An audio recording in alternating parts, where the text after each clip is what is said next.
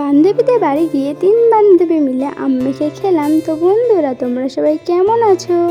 চলে এসেছি বান্ধবীদের বাড়িতে। এখন আমগুলোকে ধুয়ে নিচ্ছি। আমগুলো ধোয়া হয়ে গেছে, এখন আমটাকে ছাড়িয়ে নিচ্ছি আর আমি আমগুলোকে ঘষে দিচ্ছি। দিয়ে দিচ্ছি একটা লঙ্কা পোড়া, যে লঙ্কাটাকে আমরা আগে থেকেই পুড়িয়ে রেখে দিয়েছিলাম। দিয়ে দিচ্ছি কিছুটা চিনি আর কিছুটা লবণ। এরপর ভালোভাবে আমটাকে মাখিয়ে নেব। আম মাখা হয়ে গেছে, কিছুটা পরিমাণে আম আমি একটা বাটিতে তুলে রাখছি। আর এই যে এই বিবাহিত মহিলাটাই তার শ্বশুরবাড়ি থেকে আমাদের জন্য আমটা এনেছিল। আর আমরা এখানে কিছু পুরনো কথা ভেবে হাসাহাসি করছিলাম। আর একে দেখো, এতে পারলে পুরো বাটিটাই শেষ করে দেয়। তারপর দেখছিলাম বান্ধবীদের বাড়িতে ছাদের কিছু ফুল গাছ। আর এদিকে দেখো, এটা হচ্ছে কুঞ্জলতা গাছ। আর এদিকে দেখো কত কসমস গাছ হয়েছে। এই পিচ্ছিটা তো পুরো ছাদমায় দৌড়ে দৌড়ে বেড়াচ্ছিল, আমি ধরতেই পারছিলাম না। আর এই ড্রাগন গাছটা প্রচুর বড় হয়েছে আর প্রচুর ফুলও এসেছে। তোমাদের কাদের কাদের বাড়িতে ড্রাগন গাছ আছে জানিও।